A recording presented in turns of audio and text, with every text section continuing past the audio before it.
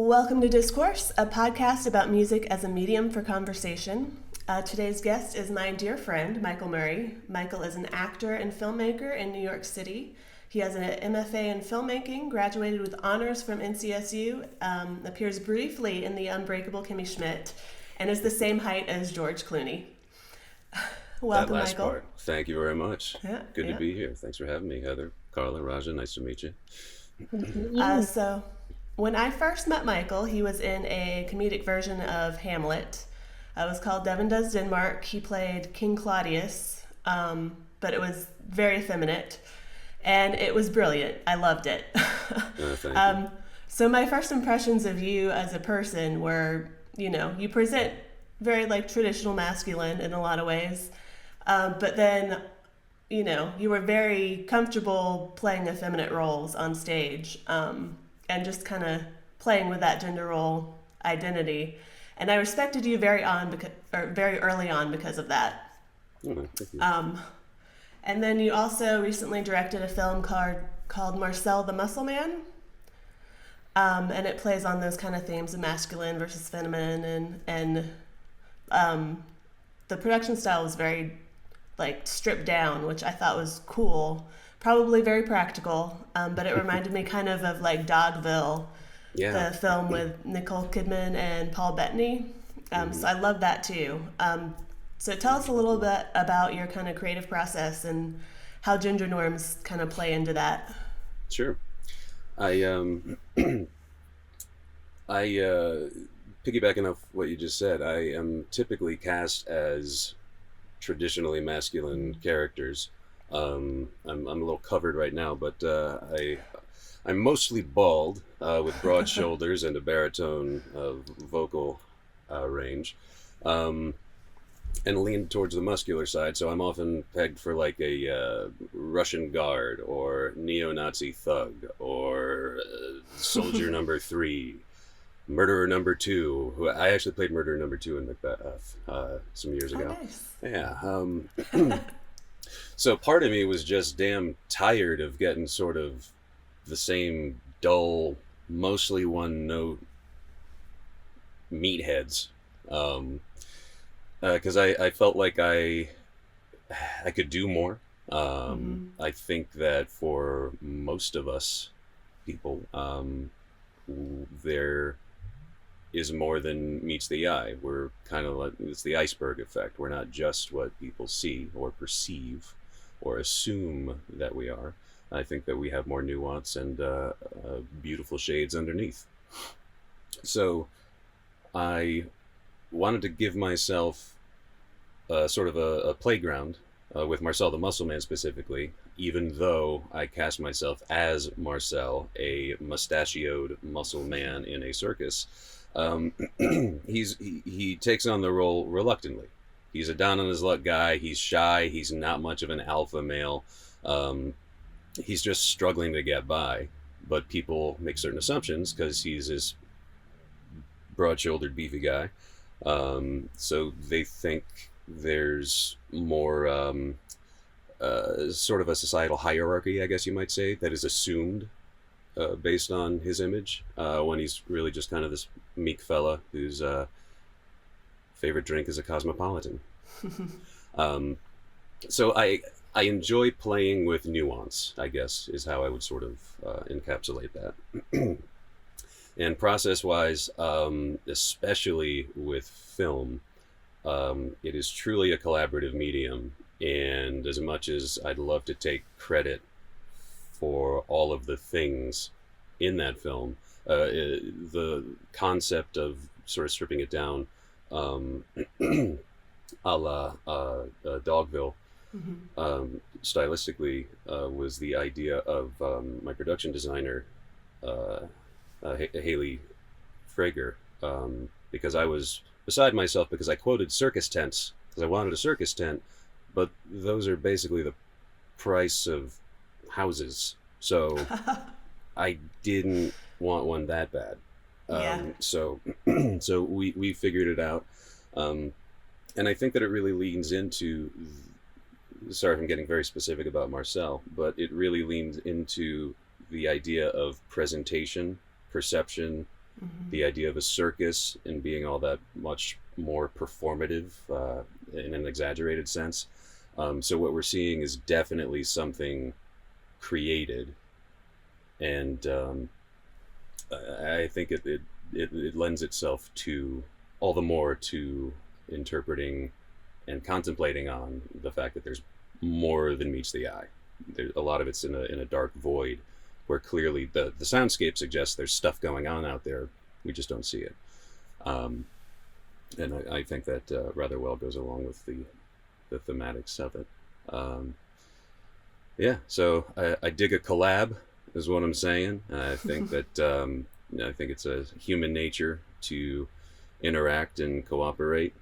Um, Although conflict certainly arises in the real world, I think that the greatest, most worthy things of celebration are what we do together. So that's part of why I really dig filmmaking. Yeah. Yeah, I do love that collaborative nature. And our theme this week, if you haven't figured it out, is gender norms. Obviously, it's played a big role in your work, and I'm excited to get into it. So, Hell yeah. yeah, let's get going. Music starts in 3, 2, 1. So this is Somewhere That's Green, performed by Ellen Green. It is from Little Shop of Horrors by the David Geffen Company, released in 1982. Music by Alan Menken and lyrics by Howard Ashman. Michael, tell us about this song. This song is great.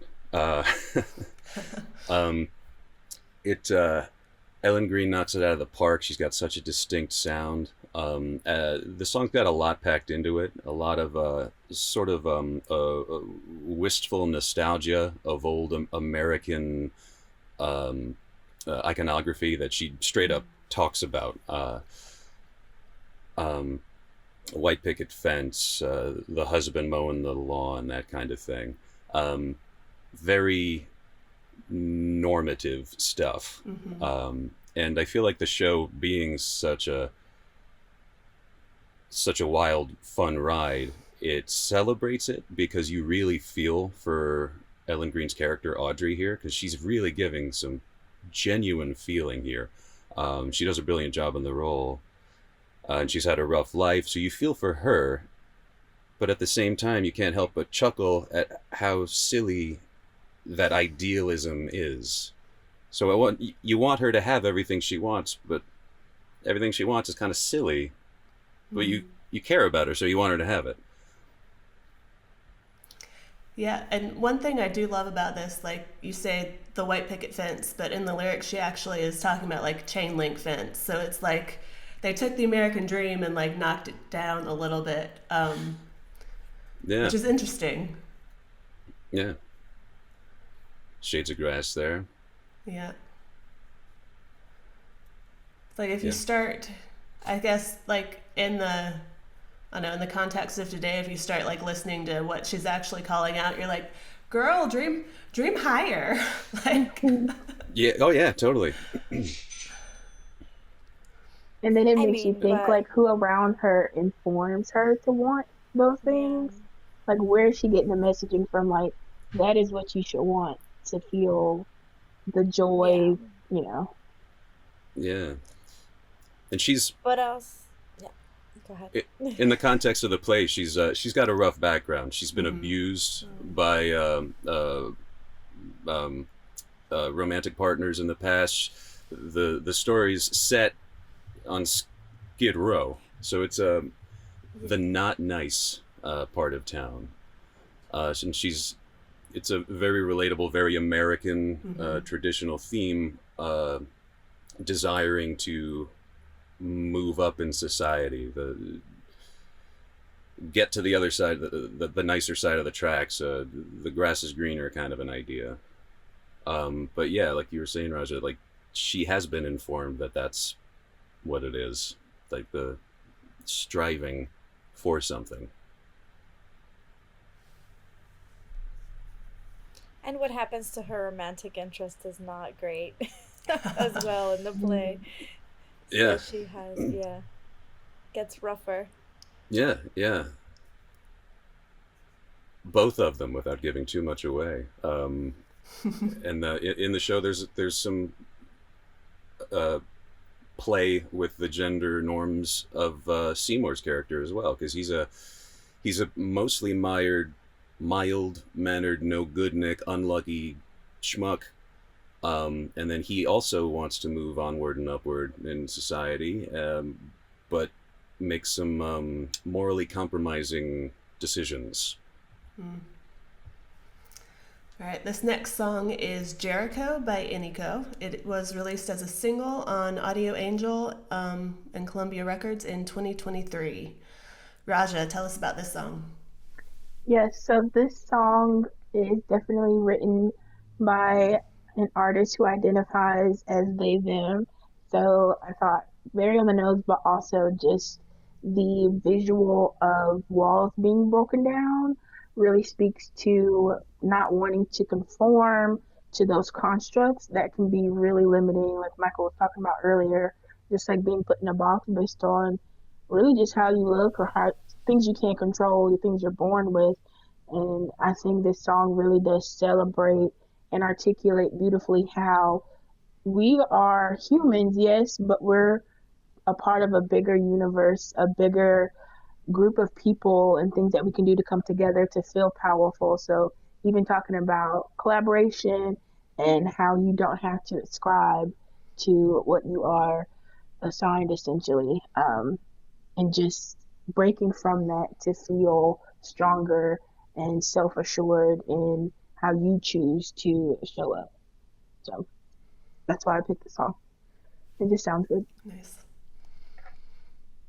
And it also connects the title itself to the biblical story about the walls in Jericho being broken. So that's how the title ties into the overall concept of the walls coming down. Nice. Hey, isn't this? I feel like I remember this coming out as a video on social. Like the performance, like Yes. their performance in it was just very gripping too. It blew up on TikTok. Mm-hmm.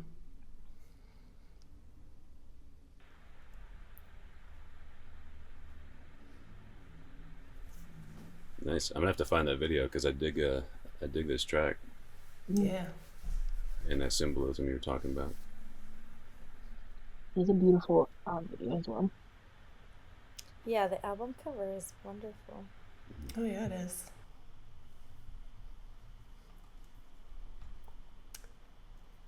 All right, the next track is I'm Every Woman by Whitney Houston. It was released on the Bodyguard soundtrack on Arista Records in 1992. Carla, tell us about this one. Well, I mean, Whitney Houston. I don't know. I think when I saw that we were doing gender norms, this song like came to mind. Especially because I feel like, first of all, Whitney Houston had such a tumultuous life trying to fit in all the molds that not just society tried to pin her on, but just like the music industry, Hollywood. And in The Bodyguard, she has, she has this like fragile, like, oh, I need to be saved by Kevin Costner. It's Kevin Costner, right? That's who the Yeah, actor is. Yeah, I yeah, think yeah. so. I always confuse the Kevins, yeah. Sort of character. But then, I feel like this is a song that you can dance to when you're getting ready to go out, but it's also a song that speaks a lot to kind of like, well, does every woman actually want all these things that Whitney is saying that we want? Or is it just her, and she has a lot of these kinds of songs that like I want to dance with somebody who loves me, and all of these songs that sort of kind of speak generally to what women want. But I think that there's also this sense of like, well, I'm every woman, but maybe like every woman that I am within that context, right? Not just every woman out there, but that there might be like different versions of the woman that I am, and I'm all of those people, right? So I see it that way a little bit. And I love the I really like affirmation that it's natural. So it's not weird that I am every woman. So it's like I can be in heels and kick some balls around or whatever. It's just a part of me and that's what it is. So it's like I'm affirming that I am all of these versions, like you said, and that's it. It's it's natural. It's not weird. It just comes to me. no. That's something that's coming from within also. So not just the outward view, but like the inner me that's coming through Yeah. in these different versions. Yeah. Yeah, I dig that read. I like that better than the bold statement of standing up for an entire gender. Yeah. Mm-hmm. Yeah, I like what you guys are saying. Yeah. And I think like just in general, like women and femmes, like there's this particular view of what the right way to be a woman is, Mm-hmm. right? Mm-hmm. And if you don't fit that, like if you're not thin, if you're not beautiful, if your hair isn't perfect, if you're not sweet enough, but strong enough, but vulnerable enough, then you're not that perfect woman. And like, who decides that, right? Like, Right. or that Heather, you posted something on Instagram the other day that I loved, which is like, oh, you're not like other girls. Oh And I yeah. hate it when people say that. It's like, what does that even mean? Yeah, Right. it was You know? something about like, you know, that saying is very problematic because like yes, we are all like other girls. Like the idea that women need to be different to be like worth, the time or effort or anything is like this weird Yeah. kind of cultural thing that's come up. Mm-hmm. Yeah. And that makes us think that some are more deserving or special or, Hmm. you know, more beautiful or smarter than others and pins us against each other as well. Yes, Yeah. yes. Yeah, Because that is another gender norm. Mm-hmm. it's like impossible. I don't want to say standards because they're rather artificial, but Mm. it's an impossible balance of like what you were saying, Carl. I think about like sweet but strong, and it's like Mm-hmm. who the hell's dictating that? And yeah, Yeah. if you're not like the others, are they bad? Are you bad? And why is it a bad or good thing? Nah. Yeah. Yeah. Yeah. Yep. All right, this next song is Sit Still Look Pretty by Daya. It was released on Sit Still Look Pretty on Art Beats LLC in 2016. So this plays on a lot of those same ideas, like, kind of how girls are socialized versus how boys are. Um, some of the lines in this are, I'm never going to be that girl who's living in a Barbie world. Um, and then I don't want to be the puppet that you're playing on a string. This queen don't need a king. So I really like kind of the overall messaging, kind of, you know, so like even in the title, Sit Still Look Pretty, girls are expected to be quieter and, more reserved than boys typically are. And it's just a load of crap. um, I yeah. grew up around a lot of boys and in a very machista culture. Mm. So growing up, it was like, and actually, I was talking about this yesterday with my family because we were at a party, and my grandma's like, yeah, growing up, like the men got the best steak, like they got the best piece of the chicken, they got like, all of the best meals, and like all the women ate last. And Mm-hmm. it's very sad because, like, especially in Latin American culture, like the women are really like the backbone of the family, like, and I think this is true for most cultures, but like the man in Latin American culture is almost non-existent because most of them have other families as well. So Mm. yeah, they work and they provide, but most of the family is surrounds the grandmother, the mother, the aunts, not the and but still there's all these stereotypes for both of them, right? Like, oh well, men shouldn't do this and women should serve them, and well, and they teach you this since you're very young, right? Mm-hmm. Like, go, serve your brother, serve your cousin, serve your father, and you eat last. Yeah, I think also like maybe especially with like newer parents, like, millennial age and everything, where we have started doing less of that, but there's still like this feeling that boys and girls are innately different because we don't realize how much they're socialized by other people. Like there are studies that show that kids start, having stronger associations with like, oh, that's a boy color, or that's, girls aren't good at that when they start going to school and being exposed to more children with, parents that teach things a little differently. So, like, it takes a village to raise a child. They have so many different influences that you have no control over as a parent. And even, my parents with my sister's kids, like, they are so gender normative. And, like, they didn't raise me to be like, you can't do that, you're a girl.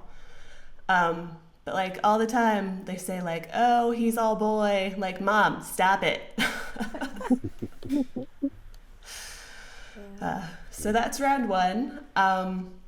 It's time for a message from our sponsor, but we don't have any yet. So here's some free promotion for something I like.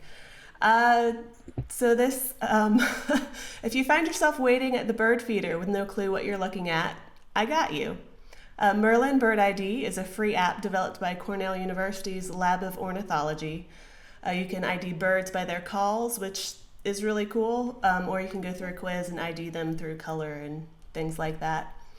I'm that age where I'm starting to get really old person interests, and I'm totally embracing it. So if you're like me, get this app. You can also upload photos if it gets stumped, and it's really cool. Check it out, Merlin Bird ID. Is this like Yes. the bird ID is like kind of like the new version of the plant ID? Maybe. I don't know. Is plant ID a big thing? Yeah. Oh, Like you look at the plant and then it yeah. tells you if it's sick or what it needs. Oh, those apps. Yeah, I haven't tried those. I Oh, probably that's need to. yeah. I've been killing some plants. Yeah, Fortunately, not same. birds. I don't think. Oh, All right, let's start round two. No, it's not playing. Here we go.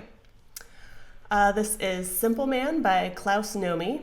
It was released on Simple Man on Spin Dizzy Music in 1982. Michael, tell us about this one. So this is kind of wild. You might sense it's a little funky sounding. This guy, Klaus, is really cool, I think. This is the first song of Klaus's that I came across, because retro is really in now,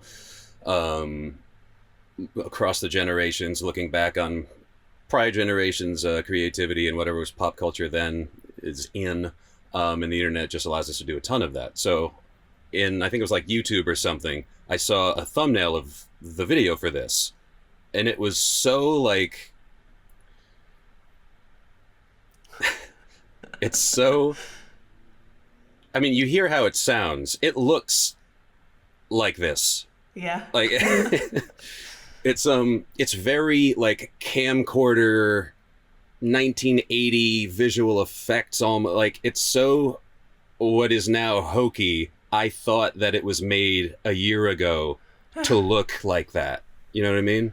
It's Nice. so what that is, that I thought someone was trying to do an homage to the style, but it is the style. So this is a fascinating guy.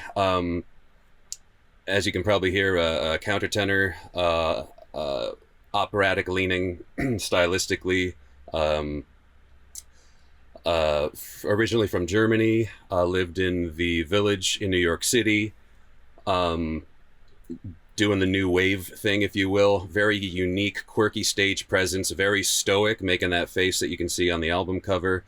And he had sort of an underground following in the Village. He did, I think, a little bit of touring, and had like the Nomi culture, but he he's a new wave gay village artist, and leans into physical androgyny, but also otherworldliness. Like his getup is very angular. He looks like a walking triangle with funny looking hair. The dude is weird, and I dig it. Bowie actually performed with him. I think it was on Saturday Night Live. Klaus did, I think, "The Man Who Sold the World" with Bowie performing on stage with him, who also was exploring androgyny and gender norms, specifically around that time. And I think it's all too appropriate that Klaus explores those themes, and this is the first track that I discovered of his, "Simple Man." It's a very kind of benign song lyrically. It's just fun and wacky sounding, very unique, very stylized per his vocal quality. And it's in one sense attractive because it's like, oh, I'm simple. I don't have to be extra or do much. he's calling it how it is, kind of. And yeah, it's almost counterintuitive how simple the lyrics are, with his style and performative look and technique, because he even standing there, arms out in this weird triangular suit thing, looks like an alien. He hardly moves. His facial features are rather stoic, just his mouth moving and the occasional blinking. So to think that somebody so cultural is simple is just fun, to say the least, for me. Yeah, I love that. It's like the unhinged side of the 80s, and Hell it's yeah. a great place. All right, this next song is "Working Bitch" by Ashniko. It was released on Hi It's Me on Digital Picnic Records in 2019. Raja, tell us about this one. Yeah, Ash Nico is actually from North Carolina, so I thought that was cool. I didn't know Um, that. yes, I looked it up and I was like, wow, that's nice. We have so much talent coming from North Carolina. Yes. Um, hence this podcast. It also just the song actually first made me think of women going to work, especially during times of war where women had to take over like factory jobs to help with production. This song made me think of that, but also just like women then from that work finding like, oh, I can do other things with my life other than caring for other people, and finding joy in leaving the home, and thinking about literally women leaving those gender spheres, from that time, and also women getting the legal protection to have a bank account in 1974, that opening a whole new world of like independence, and then what that means now that I can just go to work and get my own money and do my own thing. And so seeing now how we're having all these different gender war conversations online now that women have earned more degrees and then now are in different economic positions. And so this song makes me think of all of that and how we are evolving as a society as those things change. But like looking at a global perspective, thinking about how we still have to work on like helping women and girls get education to also be able to be independent. So thinking about that financial piece and how that can really just change the life of someone who was born one way, and what that does for us as a people. So yeah, that's what I thought about with this song, and it just I sounds like great. that. I don't have time Yeah. for you And what's because I'm interesting working is in it. that now that women are, for the most part, in developed countries, because there's still a lot of women that can't work in other places, but Hmm. in our context, that we can work and we are financially independent, well, we're more single because now we actually have to like the men we're with. Like, men have to be likable, or, you know, our partners have to be likable if we're in heterosexual Yeah. relationships. Um, well, Something that I like, even just about the title and the hook. It's like, um, I'm a working bitch. It's like it's sort of one of those reclaiming the word Mm-hmm. bitch for one's own and taking that back, which I think is noteworthy. yeah. Yeah. All right, this next song is Boys Don't Cry by The Cure. It was released on Three Imaginary Boys on Fiction Records in 1979. Carla. Well, I mean, I love The Cure as a band in general, but I've always liked this song. Well, first of all, because I think that amazing movie that and her name is like Hillary Swank, did all those years ago. Terrible. I'm a bad journalist. Did all those years ago. So, and like sparked all of this controversy about, you know, trans people, like back in that time where it was still so taboo, and what it meant to, you know, to transition or to be somebody that didn't fit into the gender norms that they were given, or those gender stereotypes. But also I think that, you know, like Raja was saying, there's this like gender war, and definitely as like a sex coach myself, I see a lot of that gender war all the time, of like, well, in a relationship, men are supposed to do this and women are supposed to do this, and this is what we were supposed to do. And so we're trying to break stereotypes, but at the same time we're falling back into like, well, I still want to be in my feminine energy and I still want to be courted, but then we want men to be more sensitive. We want them to lean into more of their feminine energy, but still be masculine. So, you know, it goes both ways, right? Like, it's not easy for either one. And I do wish, like, growing up, and even like, and this is coming from like a heteronormative, my perspective situation, right? That we did allow more space for boys to cry, because I definitely heard this a lot when I was growing up in my house. Like, boys don't cry, boys don't show their feelings, boys don't talk about what's happening to them. And in so much, that's why there's more male suicide. There's a lot Mm-hmm. more of like depression and anxiety that comes from men, that is like silent, you know? So, Yeah, I mean, I feel like men are also very discouraged from showing like affection and emotion with each other, which I think causes a lot of problems.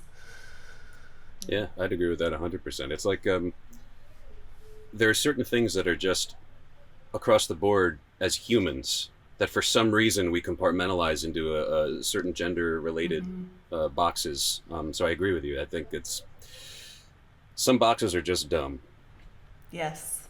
Yeah. All right, this next song is Typical Girls by The Slits. It was released on Cut on Island Def Jam's Records in 2009. Um, I think that was a re release. So this is a London punk band that was, you know, active in the 70s into the early 80s. All women. They were a supporting act for The Clash and the Buzzcocks and some other big name punk bands. And this is really just kind of a song about gender norms. Some of the lyrics are don't create, don't rebel, have intuition, don't drive well, like, you know, all these stereotypes about women. It says, who invented the typical girl who's bringing out the new improved model? There's another marketing ploy. Typical girl gets the typical boy. Well, you know, kind of what you would expect in a lot of ways, but, you know, I like bringing in the punk versions of everything, so, Hell yeah. yes. And it also makes me think too about how all of the things we consume um, provide like instructions on how to be, or how you should be, or how you should handle certain situations. So yeah, like when the line about when the new model come out, when I think about like when trends and things happen, especially with like bodies or hair trends, makeup trends, and then like who's that for, who, you know, is allowed to do that or explore in that way. Um, and then how it's reinforced at home or just when you go out in the world based on what's going on in the media. And so I think we talked about it before too, just like social media and how that plays into it too. So where the messaging and stuff is coming from about how you should be, what you are. And it's just be. Mm-hmm. Just be you. And not to lean into one word too hard, but even the word model, like what you're saying, Raja, is like on social media, it's the presentation, it's the appearance of, and modeling is mostly that. We're typically not asking a fashion or accessory model to solve a societal, systemic, or medical, political problem. It's yeah. So I think it seems to be leaning into, as per the title, a typical appearance. Yeah. Well, and if we think about typical appearance, that has changed so much because it like I think those standards are so subjective and depend so much on the society and the time that you live in because 200 years ago if you were overweight, you were the most beautiful in society because that meant that you had money and it meant that you had food and that you could feed yourself, and being thinner or more athletic was looked down upon. Whereas today, I feel like there's also this like anti-aging movement where God forbid we age, and I feel like we're gonna have grandmothers that, like Botox grandmothers, just because everybody's so obsessed with not aging, with filters, with fillers. It's a little crazy. Yeah. All right. It's time for a note about our production. Discourse is produced in partnership with Hey Awesome Girl, a full-service marketing and creative studio on a mission to help female entrepreneurs build and grow companies that empower their lives. Become a part of their awesome community by visiting heyawesomegirl.com/grow. All right. Time for round 3. I want to be a part of the awesome community. You are, Carla. All right, this song is Stand By Your Man by Tammy Wynette and Billy Sherrill. It was released on Stand By Your Man on Sony BMG in 1968. Michael, tell us about this song. All right.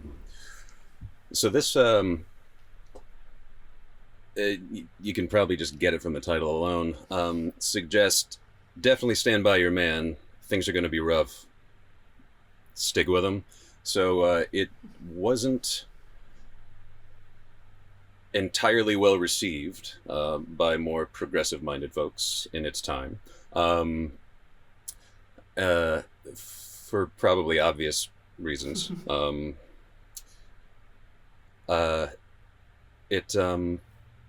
It was explained by Tammy herself. I can't remember what year, but years later, where she said, "Well, it's really just a love song." She didn't necessarily mean for it to be such a far-reaching philosophy. She's just singing about her man. So I guess it's almost like the reverse effect of "I'm Every Woman." Certain reads of that, but still worth talking about, I think, because it is out there. It's a pretty sounding, folksy country song with that killer hook.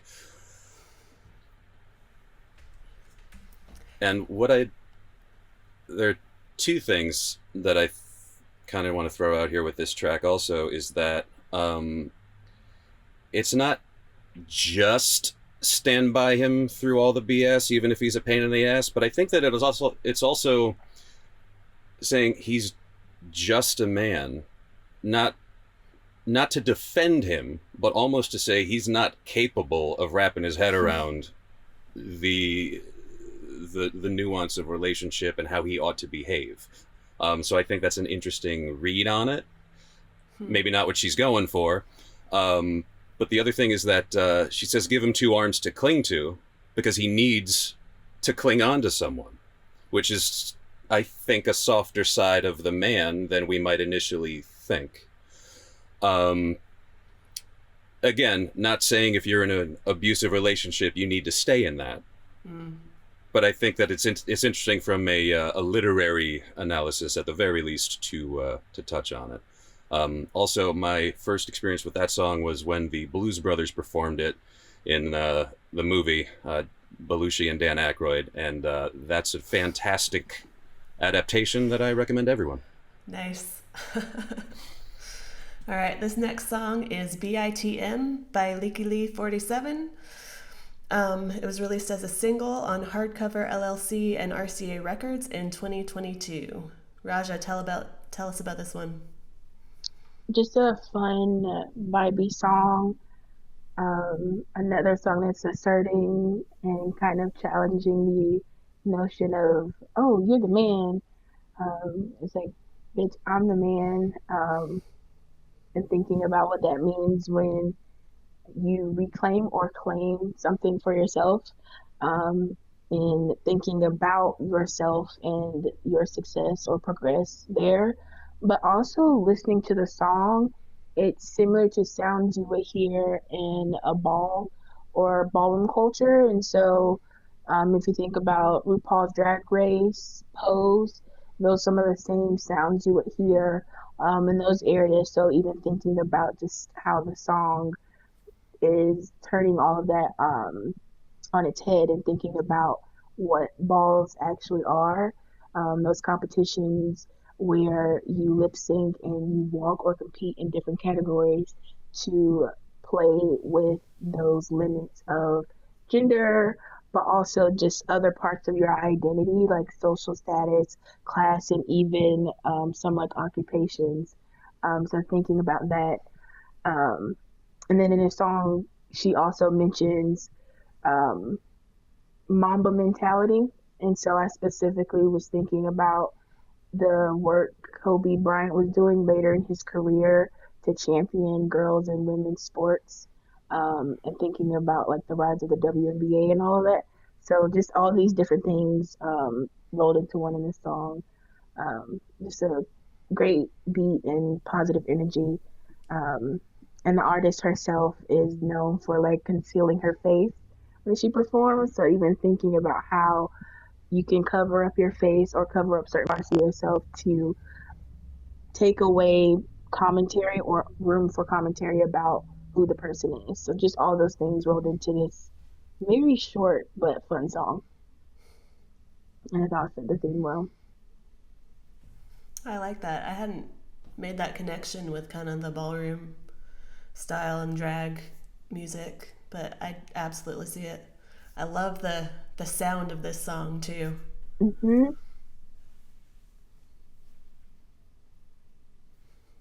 It makes me think of the Matrix as well. Mm. Yeah, I really like it too. Yeah, you're bringing some fun songs to the table. Yeah, Raja always brings the best stuff. Oh, she always does. All right, this next song, If I Were a Boy by Beyonce, it was released on I Am Sasha Fierce on Sony Music in 2008. Carla, tell us about this one. Well, I mean, since last time was praising Solange, I thought it was time to bring some Queen Bee to the to the table. But this is actually one of my favorite songs by Beyonce, and I wish it were more popular because I think like there's a lot of like her more fierce content is the one that is, brought out. But among the lyrics, I think the lyrics of this song are so, powerful, and you really get to hear her range as well, and like she goes into a lot of that dichotomy that we live, like of what is accepted by boys in society and what isn't accepted for girls to do, or like the way that we behave. Um, and I like that this part, where she's like, if I were a boy, I could turn off my phone, tell everybody that's broken, so they think I was sleeping alone. And I think Beyonce goes a lot into, there's definitely been a lot of infidelity in her life and like historically in her family as well. I mean, Lemonade was all about that. Right.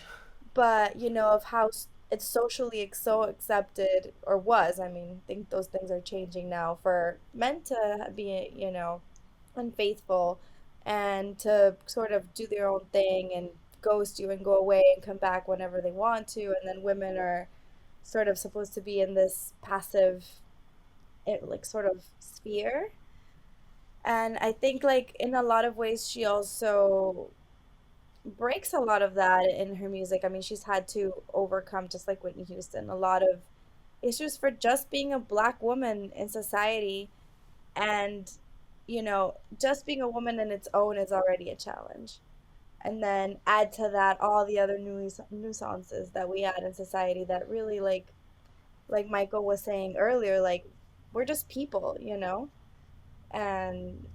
and maybe if we started looking at it like that, it would be easier for all of us.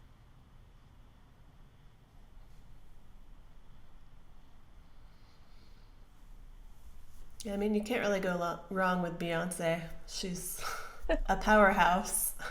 Hmm. I do like in the line, I think it's part of the chorus, she keeps saying, if I were a boy, I would listen to her. I feel like also a lot of times it's expected for men not to pay attention to what women say, which is really frustrating as a woman. Yeah. Or just like if there is, whatever, 10 men and I actually had this experience one time where this is like maybe like 4 or 5 years ago, where I was at a table where I was with a client of mine who was a man, and I was the one like bringing in the money, like the grant, and another guy said, "All right, let's talk like men." And I was like, "Oh, okay, let me get up and leave, and y'all can be broke and not fund this project." Yeah.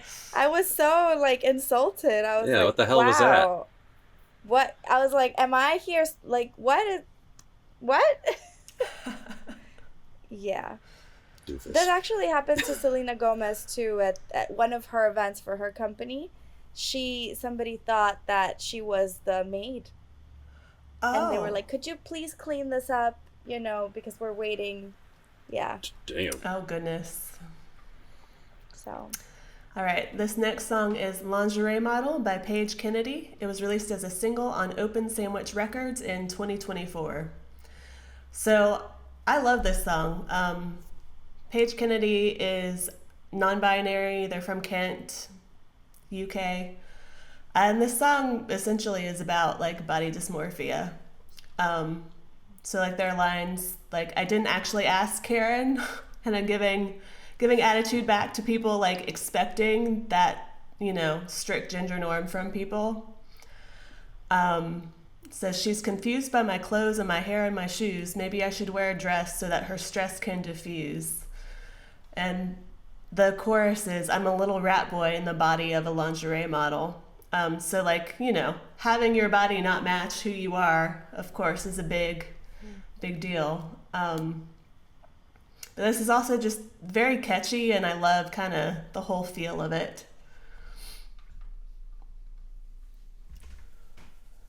Um, and the ending line is also, um, but in my spare time, I look more like your brother in lingerie, which makes me chuckle.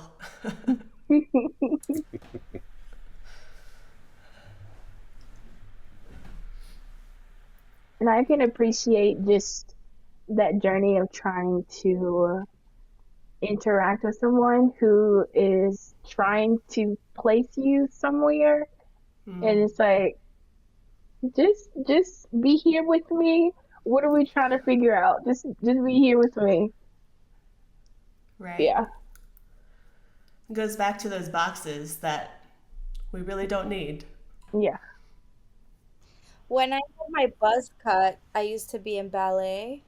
Hmm. And one time I was having breakfast after ballet, like with my leotard still on and like a pair of sweats. And a guy came over and was like, and I was like, "Yes." And they're like, "Oh, I wanted to see if you were a woman." I was like, Okay. "Oh, okay." So weird. Went way out of his way for that. All right. Yeah. Yeah, I was like, "Okay." uh, Men. Ew. Sorry, Michael. You're all right. Sorry, Michael. I'm sorry. That's shitty. That's Yeah. All right. Well, that's our show. Thank you so much for joining us, Michael. I'm gonna say you win this episode. Where can people find you online? I am at michaeljosephmurray.com. That's where I try and throw out my creative updates on what I'm working on. I think I'm probably most regularly active on Instagram at Yaromikim. It's easier than it sounds. It's just Mike Murray spelled backwards. Yes. But yeah, this was fun, dudes. Thanks for having me. Yeah. And we'll be back with another episode every week, so be sure to hit subscribe. You can follow us everywhere at Discourse Podcast. That's Discourse with 2 C's. And of course, find the playlist of all the songs on Spotify and Tidal. You've been a wonderful audience. Good night.